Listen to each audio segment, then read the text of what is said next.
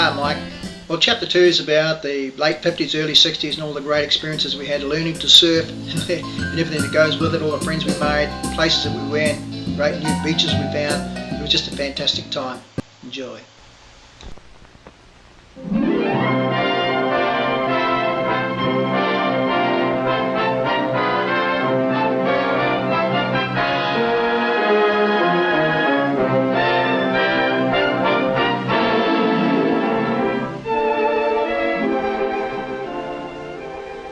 Introducing the American way of life on the threshold of the golden 60s.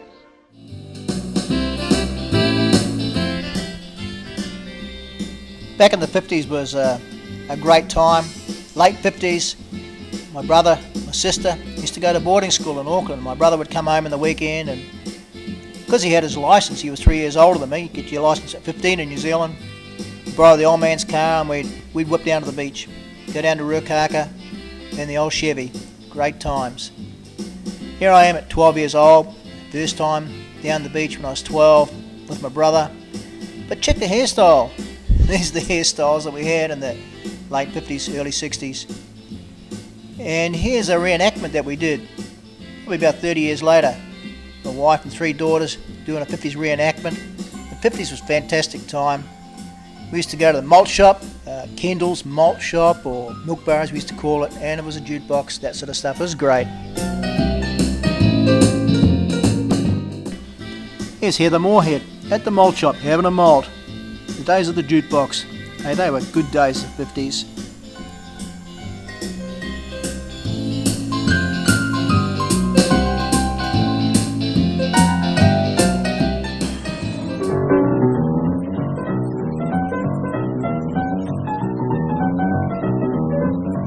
And Monday, after school, I hauled Jimmy over to our favorite malt shop to get started.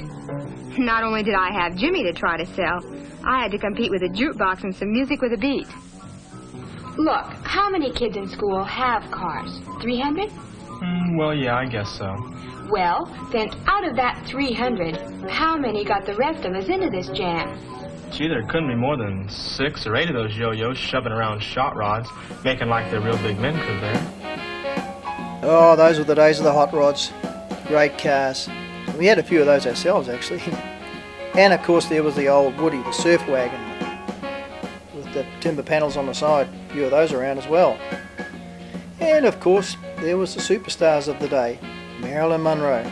Actually, she had a little bit of a connection with surfing through Tommy Zahn, I remember.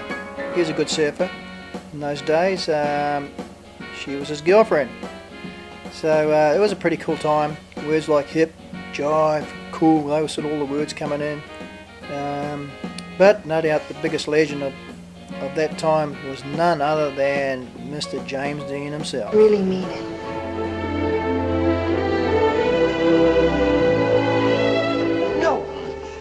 No, I don't want you to go to the police. There were other people. Why should you be the only one involved? But I am involved. We are all involved. Mom, a kid was killed tonight.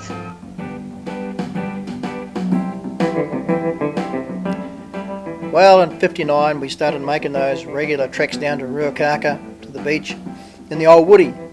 Every weekend we could, we'd jump in that Woody and off we'd go, down to the Ruakaka Surf Club, which really was in its infancy stage at that time. It was just like a little shed, little mock-up shed like this. Ian Millen here, one of the early members, standing next to it. The shed had a couple of things in it, like surf reels and surf life-saving equipment, but one thing it did have, in fact 2, was it had a couple of surf skis like this.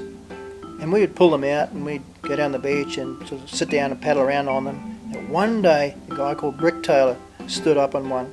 And that was the day I got hooked on surfing. No more sitting down. From then on, we stood up on those surf skis, and that was the start of our surfing. Here's Brick the legend himself, doing his favourite pastime.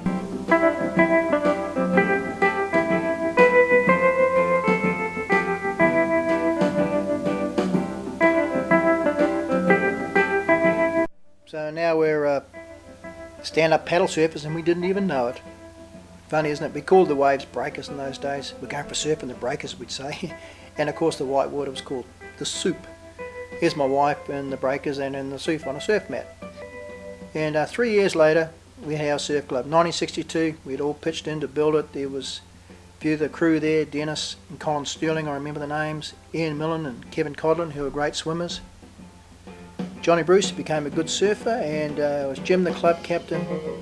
Peter Howe, he's the first Aussie I met. I couldn't understand why he came to New Zealand.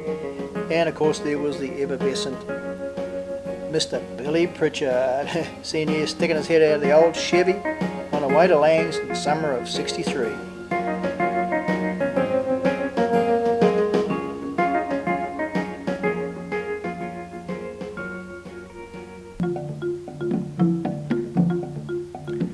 Well, the early to mid-60s, there was a bit of contention starting to happen between all the different groups, different factions, rockers and the Widgies and the Westies and the Odads and so on.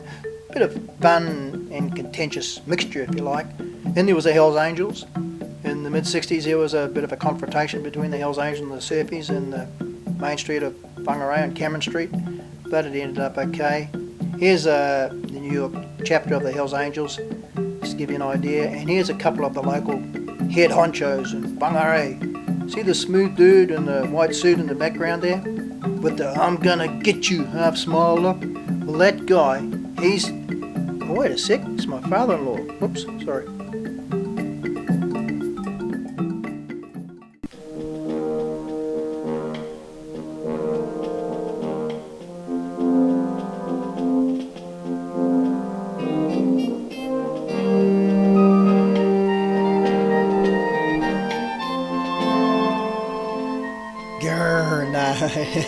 No, my father-in-law, Mr. Paul Hayward, he was a good old boy. In fact, he was a bit of a legend in his time.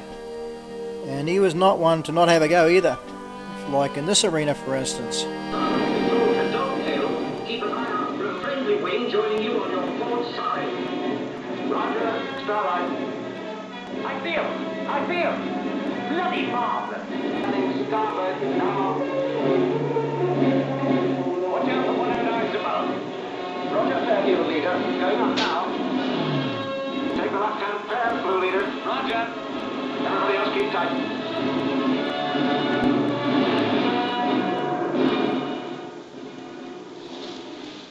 Yeah, well, hi. I'm just watching the Battle of Britain. It's just the most awesome aerial combat dogfight movie of ME-109s and Spitfires and that. Just full-on stuff, and of course Paul would have been in this sort of action. Yeah, Paul was Mr. Action Man, alright.